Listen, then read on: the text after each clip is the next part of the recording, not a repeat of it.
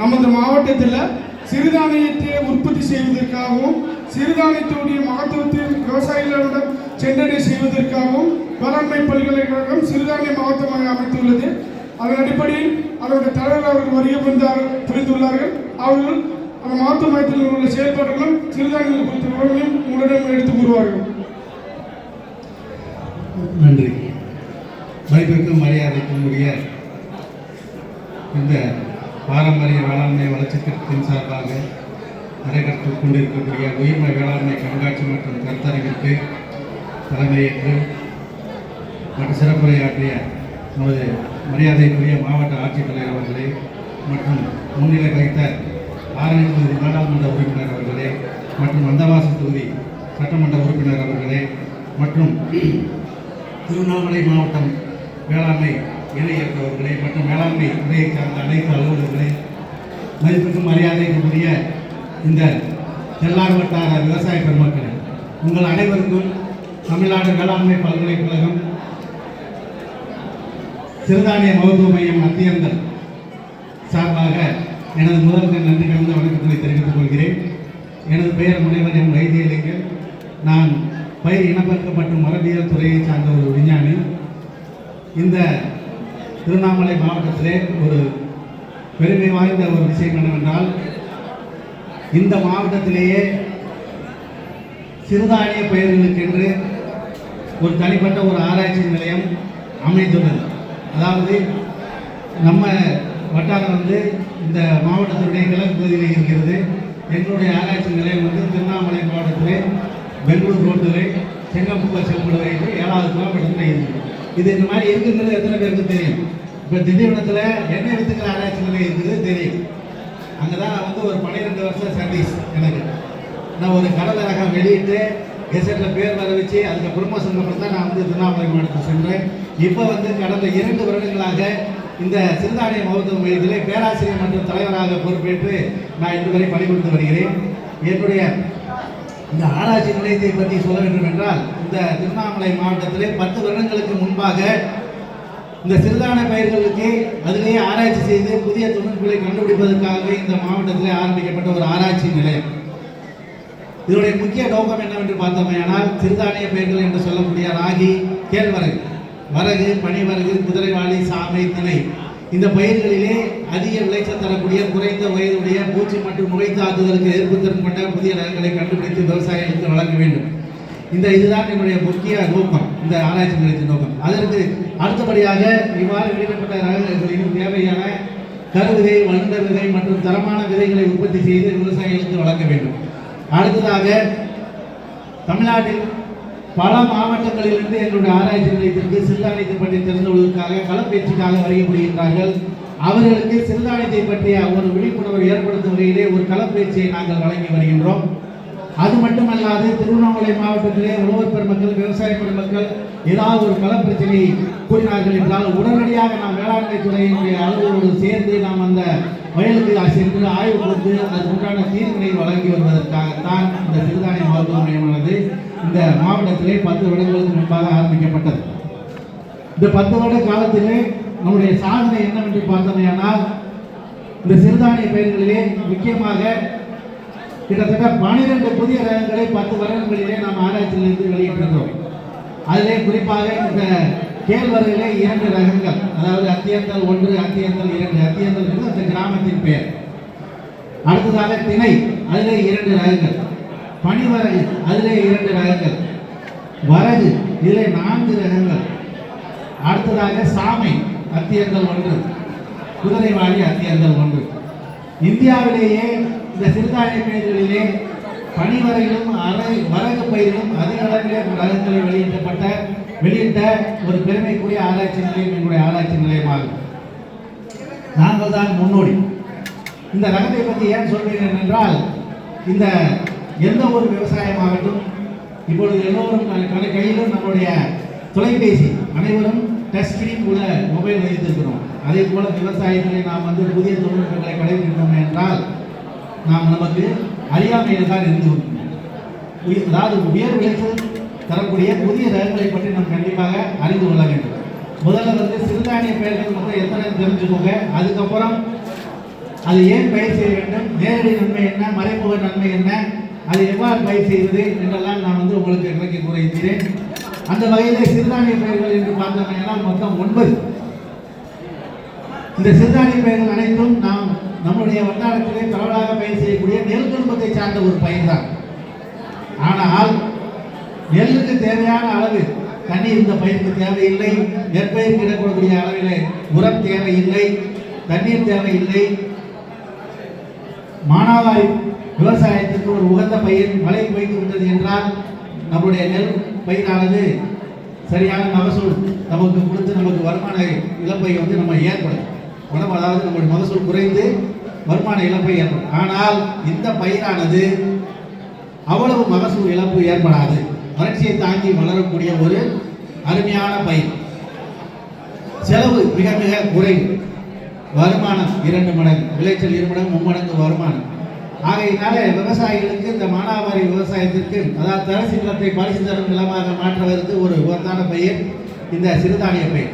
அதாவது இன்றைய காலகட்டத்திலே நாம் இயற்கை வேளாண்மையை நோக்கி சென்று கொண்டிருக்கிறோம். அதாவது இயற்கை வழியிலே நாம் வந்து விவசாயம் செய்ய வேண்டும். அதுக்கு என்ன என்ற முக்கியமான காரணம் என்றால், நமக்கு பயிர் விளையக்கூடிய இந்த பூமியை வந்து மிக அதிக அளவிலே சேதாரப்படுத்தியது. அவ்வாறு செய்யாதவன் நாம் வந்து விவசாயம் செய்து ஒரு நல்ல பயிற்சியை எடுக்க வேண்டும் என்றால் அதுக்கு ஒரு உகந்த பயிர் இந்த சிறுதானிய பயிர். இந்த சிறுதானிய பயிர் வந்து 9 சொன்னேன். அதில் வந்து முக்கியமாக சோளம், கம்பு, வரகு, ராகி இவை அனைத்தும் சிறுதானியங்கள். அடுத்ததாக மிக குறுதானியங்கள் என்று இருக்கிறது. வரகு, பனிவரகு, குதிரைவாளி, சாமை, திணை இவை அனைத்தும் குறுதானியங்கள்.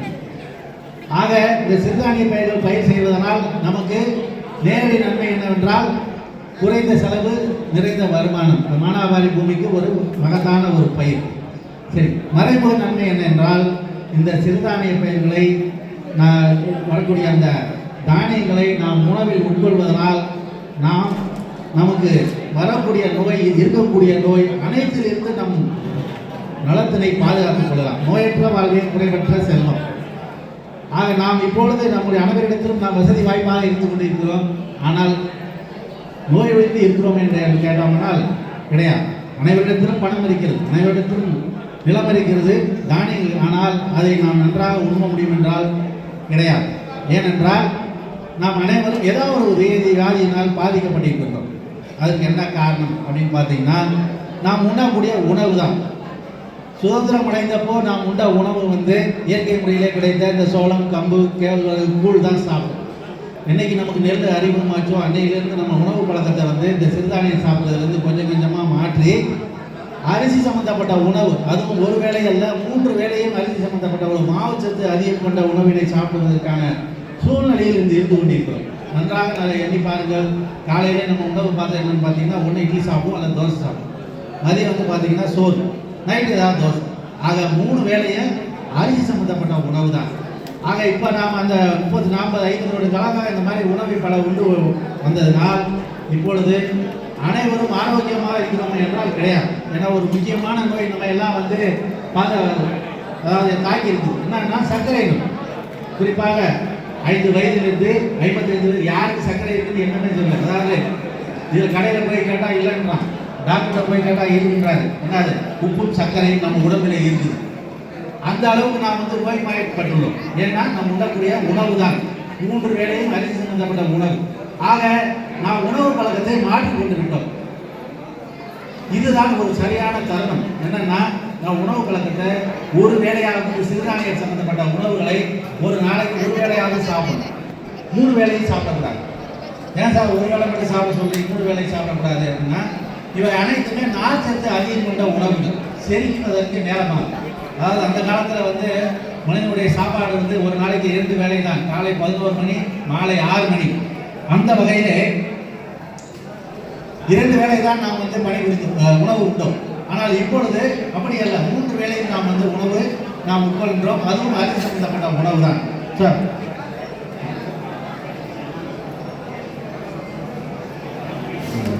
கண்டிப்பாக. அதாவது இந்த கேள்வியெல்லாம் எழுதி கொடுங்க, கடைசியில் நான் பதில் சொல்கிறேன். இந்த சொல்லி முடிச்சுக்கிற நம்ம தான் ஒரு தொடர்ச்சியாக வரும். ஸோ அந்த வகையில் இந்த சிறுதானிய பயிர்கள் வந்து நார்ச்சத்து அதிகப்பட்ட உணவு. இப்போ எல்லாரும் வந்து காலையில் இட்லி தோசை சாப்பிட்டு வந்துருக்கீங்க. இப்போ எல்லாரும் கப்பில் என்னமோ கொடுக்குறாங்க. கொடுக்கலன்னு வச்சுக்கோங்க, நமக்கு வந்து ஒரு மாதிரி பைத்தியம் பிடிச்ச மாதிரி ஆகிடும். ஏன்னா ஏதாவது ஒரு பசிக்கிற நேரம் ஆகி போச்சு. இதே நீங்கள் யாரெல்லாம் காலையில் கூழ் குடிச்சிட்டு வந்தீங்களோ, கேப்பக்குள்ளோ ஏதோ ஒரு கூழ் குடிச்சு நெல் தவிர அவங்களுக்குலாம் பசிக்கவே பசிக்காது 2 மணி வரைக்கும். ஏன்னா அவ்வளோ நார்ச்சத்து இருக்குது. அதனால இருக்க சிறுதானியத்துக்கு இன்னொரு பேர் என்ன சொல்லுவாங்களா, பசி தாங்கி அப்படின்னு சொல்லி ஒரு பேர் இருக்குது. சரி, இந்த சிறுதானிய பயிர்கள் சாப்பிடுவதனால நாம் எந்தெந்த நோய்களுக்கு நாம் விடுவித்துக் கொள்ளலாம் அப்படின்னு பார்த்தீங்கன்னா, குறிப்பாக சர்க்கரை நோய் நமக்கு அறவே வராது. அது வந்து நமக்கு வராது. ஏன்னா சர்க்கரை நோய் வந்துருச்சுன்னா எல்லா நோயும் வரும். குறிப்பாக இதய நோய் வரும், அப்புறம் மூட்டு வலி வரும், கண்ணு தெரியாது, பல்லு போயிடும், உடம்பு இழைச்சி போயிடும். ஆக மொத்தத்தில் அனைத்து பிரச்சனைகள் மொத்த நோய் மொத்தமாக வந்துடும் நமக்கு. ஆக நம்ம சர்க்கரை நோய் வராமல் நம்ம பார்த்துக்கணும். ஸோ அதனால நீங்கள் சிறுதானிய பயிர்கள் வந்து குறிப்பாக இந்த 2 பருவம், இப்போ வந்து மானாவாரியில் 2 பட்டத்தில் பயிர் செய்யலாம். ஆடி பட்டம், புரட்டாசி பட்டம். இது மானாவாரி பட்டம்.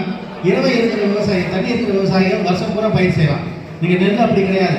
சம்பாவில் போடுற பழத்தை காலடி போட முடியாது, காலடியில் போடுறது பிசானத்துக்கு போட முடியாது, காரில் போடுறது குருவையில் போட முடியாது, குருவையில் போடுறது சொர்ணவாரிக்கு அந்த ரகங்களை பயிர் செய்ய முடியாது. ஆனால் இந்த சிறுதானிய ரகங்கள் அனைத்து பருவத்திற்கும் நீங்கள் வந்து உகந்தது. குறிப்பாக நமது மாவட்டத்தில் கேழ்வரகு மற்றும் திணை வந்து அருமையான ஒரு பயிர். 77 ரூபா ஒரு கிலோ தானியம், 100 மூட்டை நல்ல ரேட்டு போகுது. அதுபோல் நிறைய செலவே கிடையாது, குறைந்த செலவு, நிறைந்த வருமானம். நீங்கள் நெல்லை விட அதிகமான ஒரு வருமானம் தரக்கூடிய ஒரு பயிர் திணை பயிர். அடுத்ததாக இதை நீங்கள் விதைக்கலாமா நடலாமா? சிறுதானிய பயிர்களை விதைக்கவும் செய்யலாம், நடவும் செய்யலாம். குறிப்பாக வந்து நீங்கள் நடவும் போட்டீங்கன்னா நமக்கு வந்து ஒரு வேலை மிச்சம். என்னன்னா களை எடுக்கிற வேலை மிச்சம். இப்போ நெல் போடுறப்போல நீங்கள் பரம்படித்தாலும் நட சொல்லலை. தக்காளி நாற்று மற்றும் மிளகாய் நாற்று நடுவது போல் நீங்கள் இந்த மண்ணை ஈரமாக்கி அந்த நாத்தாங்கால் 17 நாள் வயதுடைய நாற்றை நீங்கள் நட்டிங்கனால் நமக்கு களை எடுக்க செலவு மிச்சம், நல்ல மகசூல் தர ஒரு வாய்ப்பு உள்ளது. ஸோ ஆகையில் இந்த வயது பார்த்தோம். ஏன்னால் பனிவரகு என்று சொல்லக்கூடிய ஒரு பயிர் வந்து 70 நாள் தான் வயசு. வயது அதிகமான சிறுதானிய பயிர் 125 நாள், கேழ்வரகு 110 நாட்கள், குதிரைவாளி 85-90 நாட்கள், சாமை 80-85 நாட்கள், திணை வந்து 85-90 நாட்கள். எல்லாமே 3 மாத பயிர் தான். ஆனால் மானாவாரி விவசாயத்துக்கு ஒரு உகந்த பயிர். சரி, ரைட். எல்லாருமே இப்போ வந்து விவசாயம் வந்து மிஷின் சார்ந்த விவசாயம் இருக்கிறது, இயந்திரம் சார்ந்த விவசாயம். அந்த மாதிரி விவசாயத்திற்கு இந்த பயிர் உகந்ததா என்றது பார்த்தோம். ஏன்னால் கண்டிப்பாக இயந்திர விவசாயத்துக்கு ஒரு உகந்த பயிர் தான் சிறுதானிய பயிர். நீங்கள் இயந்திரத்தை வைத்து, அதாவது கடலை மல்லாட போடக்கூடிய மிஷினை வச்சு நீங்கள் விதைக்கலாம், களை எடுக்கலாம். அடுத்ததாக நெல் இருக்கிற மிஷினை வச்சு நீங்கள் அறுத்துக்கலாம். சரிங்களா? மிஷின் சார்ந்த விவசாயத்துக்கு ஒரு உகந்த பயிர் தான் சிறுதானிய பயிர். அடுத்ததாக எல்லாம் சரிதான் சார், யாரும் வாங்க மாட்டீங்களா, விலை கிடைக்க மாட்டேங்குது, 20 ரூபாய்க்கு வந்து கேட்குறாங்க, யார் சார் வாங்குவா? நீங்கள் தயவுசெய்து என் நம்பர் தரேன், குறித்து போங்க. உங்கள் விற்க முடியலாம் என்கிட்ட கூப்பிட்டு போயிடுவேன், நான் விற்று தரேன். நீங்கள் இந்த மாவட்டத்திலேயே வாங்குறதுக்கு, நிறைய மதிப்பு கூட்டம் செய்து விற்பதற்கு உழவு உற்பத்தியான கம்பெனி வந்து நிறைய பிசினஸ்லாம் வச்சுருக்கிறாங்க. சென்ற வருடம் தான் ஆரம்பித்தாங்க. அவங்க எத்தனை டன் கொடுத்தாலும் வாங்குறதுக்கு தயாராக இருக்கிறாங்க. இந்த வேட்டவளம் கிராமத்தில் ஒரு மதிப்பு கூட்டம் செய்யக்கூடிய ஒரு மிஷின் வந்து வச்சுருக்கோம். 1 கோடி செலவில் சென்ற வருடம் வந்து சர்வதேச சிறுதானிய ஆண்டை முன்னிட்டு நாங்கள் ஆரம்பித்து வைத்துள்ளோம். அவர்கள் வந்து எவ்வளவு நாளும் நான் வாங்கிக் கொள்வது தயார். அதனால் இதை வந்து சந்தைப்படுத்துவது, விற்பதற்கு நீங்கள் எந்த ஒரு தயக்கம் காட்ட வேண்டிய அவசியம் கிடையாது, தாராளமாக வாங்கிக் கொள்ளலாம். சரி சார், இப்போ வந்து நம்ம வருமானம் நிறைய வரும் அப்படி என்ன பண்ணால் மதிப்பு கூட்டம் செய்வது என்னென்னா, தானியமாக வைக்காமல் இப்போ நெல் வந்து கொண்டே விடணும் 1000 ரூபாய், அதே அரிசி ஆக்கி விற்றோம்னா 2000 ரூபாய். சரிங்களா? அதே போல் இந்த சிறுதானிய பயிர்களை வந்து தானியமாக வைக்காமல் அது மேலே இருக்க ஊட்டியை நீக்கி அரிசியாக்கி விற்றோம்னா 1 கிலோவுக்கு 100 ரூபாய். சரி, இந்த வருமானம் பத்தலை, அதுக்கு மேலே போகணும் அப்படின்னு பார்த்தீங்கன்னா அதை மாவாக்கி விற்றோம்னா 200 ரூபாய். சத்து மாவெல்லாம் விற்கிது, 1 கிலோ 300 ரூபாய். இந்த வருமானம் பத்தலை, இதுக்கு மேலே வருமானம். அதை பலகாரம் செய்து நம்ம வந்து விற்றோமே ஆனால் நமக்கு ஒரு அதிகமான வருமானம் தரக்கூடிய ஒரு பயிர் தான் இந்த சிறுதானிய பயிர். அடுத்ததாக இந்த சிறுதானிய பயிரில் நிறைய சத்துக்கள் அடங்கியிருக்கின்றன. அது என்னென்ன சத்துக்கள் தெரிஞ்சுக்க. குறிப்பாக வந்து எலும்பு ஆரோக்கிய தேவையான சத்து சுண்ணாம்பு சத்து, அது தானியத்திலே இருக்குது. எந்த தானியத்தில் பார்த்தீங்கன்னா கேழ்வரகு, மூட்டுவலிலாம் வர கேழ்வரகு கூட கஞ்சி குடிச்சிங்கன்னா. அடுத்ததாக வந்து புரதச்சத்து, அது பயிர் வகையில் இருக்குது. அது வந்து நம்ம சொல்லக்கூடிய பனிவரகு மற்றும் சாமையில் இருக்கிறது. அடுத்ததாக இந்த சர்க்கரை நோயாளிகள் விரும்பி சாப்பிடக்கூடிய உணவுக்கு நார்ச்சத்து அதிகம் கொண்ட உணவு, அந்த சத்து வந்து குதிரைவாளியில் இருக்கிறது. அடுத்ததாக இரும்பு சத்து கீரையில் இருக்குது. அது வந்து இந்த குதிரைவாளி மற்றும் கம்பு பயிரில் இருக்கிறது. ஆகையினால இந்த மாதிரி சத்து நிறைந்த தானியங்கள், இது பேர் என்ன, சத்து தானியங்கள். இவ்வளவு சத்து தானியங்கள் நம்ம உணவில் சேர்த்துக்கிட்டோம்னா நமக்கு வந்து ஒரு ஆரோக்கியமான நோயற்ற வாழ்வு வாழலாம். அது மட்டுமல்ல, இந்த காலத்தில் சிறுதானிய பேர்களில் கிடைக்கக்கூடிய அந்த பொருட்களை பயன்படுத்தி அரிசியை செய்வது என்னென்ன பலகாரங்களாக செய்கிறீங்களோ அனைத்துமே நீங்கள் வந்து இந்த பலகாரத்தை செய்யலாம். இட்லி செய்யலாம், தோசை செய்யலாம், பிரியாணி செய்யலாம், சாம்பார் சாதம், தயிர் சாதம், அனைத்துமே நீங்கள் வந்து இது செய்யலாம். ஒன்றுமே வேணாம். அவல் பிஸ்னஸ், அருமையான பிஸ்னஸ் சிறுதானியில். அதை வந்து சமைக்க தேவையில்லை. முக்கியமாக யார் வந்து அரிசியை சோறே ஆக்க மாட்டேங்கிறாங்க, சிறுதானியத்தை யார் தான் சமைச்சு கொடுப்பா? நீங்கள் சமைக்க தேவையில்லை. அவல் வந்து வாங்கி ஒரு கிளாஸ் தண்ணி ஊற்றி நம்ம வந்து சாப்பிட்டோம்னா நமக்கு வந்து அருமையான ஒரு உணவாக அமைகிறது. அதுவும் வேணாம், ஒரு கிளாஸ் தண்ணி ஒரு 3 சிறுதானியத்தை போட்டு ஊற வச்சு அப்படியே வாயில் போட்டு டீக்கு மேலே அதை குடிச்சுக்கணும். இதில் சமைக்கவே வேண்டியதில்லை. ஸோ அதனால வருங்காலத்தில் வந்து சிறுதானியம் நீங்கள் முதல்ல குறிப்பாக சாப்பிடுங்க. அப்புறம் வந்து உங்களுடைய இருக்கக்கூடிய நிலத்தில் ஒரு 10 சென்டாவது நீங்கள் வந்து பயிர் செய்து அதிலிருந்து இருக்கக்கூடிய தானியத்தை நீங்கள் வந்து பயன்பெற வேண்டும், நீங்கள் உபயோகப்படுத்த வேண்டும். அடுத்ததாக அடுத்த மக்களுக்கு நீங்கள் கொடுக்க வேண்டும். இப்போ வந்து விவசாயி கேட்டிருக்காங்க, புதிய நிலத்தில் உள்ள சிறுதானிய பயிர், வரகு, குதிரைவாளி போன்றவை நன்சை நிலத்தில் விளையுமா? கண்டிப்பாக விளையும். குதிரைவாளி வந்து தமிழை போல நீர்லை வாழும், நிலத்திலை வாழும். தண்ணி நின்னாலும் ஒன்றும் பிரச்சனை இல்லை, தண்ணி இல்லைனாலும் ஒன்றும் பிரச்சனை இல்லை. குதிரைவாளி அதே போல், அதாவது உப்பு தண்ணி இறந்து ஒரு பூமியாக இருந்து நம்ம பூமி எப்படி இருக்குது, தண்ணி எப்படி இருக்குதுன்னா அதுக்கு வரகு ஒரு அருமையான பயிர். வரகு வந்து வரகு பயிர் கிடையாது, அதுக்கு பேர் வரவு பயிரம். வரகு போன்றவை யாரும் நட்டமானதாக சரித்திரமே கிடையாது. ஆகையினால் அந்த வரகு அருமையான பயிரம். சாமி வந்து குறிப்பாக கொஞ்சம் ஒரு மலைப்பாங்கான பகுதியில் வந்து நல்லா வரும். நம்மளுடைய மாவட்டத்தில் கோலூர், அதாவது மேலே இருக்கிற ஜம்னாமுத்தூர் பகுதியில் நிறைய ஏரியாவில் பயிர் செய்கிறாங்க. லைன்ஸ்லேயும் வரும், மகசூல் கொஞ்சம் குறையும், பட் வராது கிடையாது. சாமி வந்து தாராளமாக வரும். குதிரைவாளிங்கிறது ஒன்றும் இல்லை, நீங்கள் பயிர் செய்யக்கூடிய நெல் பயிர் இருக்கிற ஒரு கலைச்செடி, அதனுடைய குடும்பத்தை சேர்ந்தது தான் இந்த குதிரைவாளி. அதனுடைய அரிசிலாம் பார்த்தீங்கன்னா பொருள் மருந்து போல தான் இருக்கும். இப்போ வந்து நான் சொன்னேன், நெல்லை வந்து இப்போ நம்ம சாப்பிடக்கூடிய உணவு வந்து நெல் வந்து எல்லாமே வெள்ளை கலரில் இருக்கும். ஏன்னா நம்ம வந்து பட்டைச்சீட்டுங்கிற பேரில் எல்லாத்தையும் வந்து மேலே இருக்கிற அரிசி மேலே இருக்கிற சங்கெல்லாம் நீக்கிட்டு வெறும் சங்கையெல்லாம் சாப்பிடும். ஆனால் அது அரிசி பெருசாக இருக்குது, உமி நீக்கணும். சிறுதானியத்தில் பண்ண முடியுமா? தாராளமாக பண்ணலாம். ஆனால் உமி மட்டும் தான் நீக்கலாம், பட்டை சீட்ட முடியாது. அதனால தான் இப்போ வந்து அரிசியில் அனைத்து சத்துக்களும் போய் தவிடுகளில் போயிடுது. ஆனால் சிறுதானியத்தில் தவிடில் போகாது, உண்மையில் மட்டும்தான் போகும். அது மிஷின் தான் இருக்குதா சார்? அது தானியமே சிறுசு, எல்லா மிஷின் வந்துருச்சு. நம்ம முன்னே ஒன்று நம்மக்கிட்ட மனசு தான் வேணும் இந்த சிறுதானியத்தை பயிர் செய்து மதிப்பு கூட்டம் செய்வதற்கு. ஆகையினால இந்த சிறுதானியத்தில் நாம் வந்து உண்மை மட்டும் நீக்கி இந்த அரிசியை சாப்பிட்றதுனால இதில் இருக்கக்கூடிய சத்துக்கள் அனைத்தும், நான் சொன்ன சத்துக்கள் அனைத்தும் அப்படியே நம்ம உணவாக உட்கொள்வதனால் நமக்கு சத்துக்கள் சேர்ந்து நம் முறையற்ற வாழ்வதற்கு ஒரு உறுதுணையாக இருக்கிறது. ஆகையினாலே அன்பார்ந்த விவசாய பெருமக்களே, நீங்கள் இந்த மாவட்டத்தில் அமைந்திருக்கக்கூடிய இந்த சிறுதானிய மருத்துவ மையத்தை நீங்கள் எப்பொழுது வேணாலும் தொடர்பு கொள்ளலாம். உங்களுக்கு தொழில்நுட்ப சம்பந்தப்பட்டான எந்தவித உங்களுக்கு பிரச்சனைகள் இருந்தாலும் எங்களை தொடர்பு கொண்டு தாராளமாக நீங்கள் பயன்பெறலாம் என்று கேட்டுக்கொண்டு, நீங்கள் விதை வாங்க வேண்டும் என்றால் எங்கள் நேரடியாக நீங்கள் வர வேண்டியதில்லை. தாராளமாக அலைபேசி எண்ணிலே நீங்கள் கேட்டுட்டு நீங்கள் வந்து உங்களுடைய முகவரி மற்றும் விதை எவ்வளவு தேவை என்று வாட்ஸ்அப் செய்தீங்கன்னா உங்களுக்கு தேவையான விவரங்கள் வந்து தெரிவிக்கப்படும். அது 3 கிலோ அளவில் போஸ்ட்லையும், விளவு அதிகமாக இருந்தால் ஏபிடி பார்சல் சேவை மூலமாக உங்கள் வீட்டு கதவை தட்டுற அளவுக்கு நாங்கள் வந்து ஏற்பாடு செய்து வைத்துள்ளோம். ஆகையினால் வரக்கூடிய காலத்திலே இப்பொழுது எங்களுக்கு கைவசம் இருக்கிறது வரகு பயிர் இருக்கின்ற தானியம். இன்னொரு 2 வாரங்களிலே கேழ்வரகு மற்றும் சாமை மற்றும் குதிரைவாளி பயிர் வர இருக்கிறது. வரக்கூடிய இந்த புரட்டாசி மண்டலத்திலே அனைவரும் மானாவாரி விவசாயமாகவோ அல்லது இரவை விவசாயமாகவோ குறைந்தது ஒரு 25 சென்டாவது முடிஞ்சுது. அதாவது இந்த சிறுதானியத்தை பற்றி பேசினா ஒரு நாள் பத்தாது. சார் வந்து EDSR சொல்லிகிட்டே இருக்கிறாரு.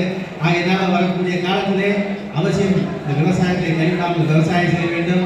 அதில் சிறிதளவே இந்த சிறுதானிய பயிர்களை பயிர் செய்து நாம் அனைவரும் இந்த சிறுதானியத்தில் வந்து வளமான வாழ்வு வாழ வேண்டும் என்று கேட்டுக்கொண்டு, எனக்கு இந்த வாய்ப்பளித்த இந்த திருவண்ணாமலை மாவட்டத்தை சார்ந்த ஃபோன் நம்பர் எழுதிக்கணும். மாவட்டத்தை சார்ந்த உணவு வேளாண்மை மற்றும் உழவு துறையை சார்ந்த அனைத்து அலுவலர்களுக்கும் எங்களுடைய வேளாண்மை பல்கலைக்கழகத்தின் சார்பாகவும் சிறுதானிய மருத்துவத்தின் சார்பாக நன்றியை தெரிவித்துக் கொண்டு என்னுடைய விடைபெறுகிறேன். அடுத்ததாக என்னுடைய மொபைல் நம்பர் 93 44 76 19 83. இந்த தடவை சொல்கிறேன், 9344769183. புரிஞ்சுக்கிங்களா? வாட்ஸ்அப் பண்ணுங்க. ஃபோன் அடிச்சு எடுக்கிறவங்க கோவப்படாதீங்க. பல வேலையில் இருக்கிறோம். இப்போல்லாம் வேலைலாம் இல்லை, எல்லாம் அரசு போட்டு பல துறை எப்படி ஒரு மனுஷனுக்கு 5 வேலை ஒரு கையில் இருக்குதோ பல வேலையை தெரிஞ்சுக்குவோம். வாட்ஸ்அப் பண்ணுங்க. உங்களுடைய அன்றைக்கி இரவுக்குள்ளாக உங்களுக்கு வந்து அதுக்குள்ள தகவலை நாங்கள் தெரிவிப்போம் என்று தெரிவித்துக் கொண்டு நன்றி, வணக்கம். அனைவரும் டைம் இருந்தால் எங்களுடைய சிறுதானிய மாவட்டத்தில் வைத்திருக்கு. இது ஒரு அருமையான பருவம். எங்களுடைய பண்ணை முழுவதும் பயிர் செஞ்சுக்கிட்டுருவோம். அனைத்து பயிர்களும் பார்க்கக்கூடிய ஒரு தருணம். இந்த தருணம் நீங்கள் அனைவரும் எங்களை பண்ணிட்டு வருவோம் என்று கேட்டுக்கொண்டு விடைபெறுகிறேன். நன்றி, வணக்கம்.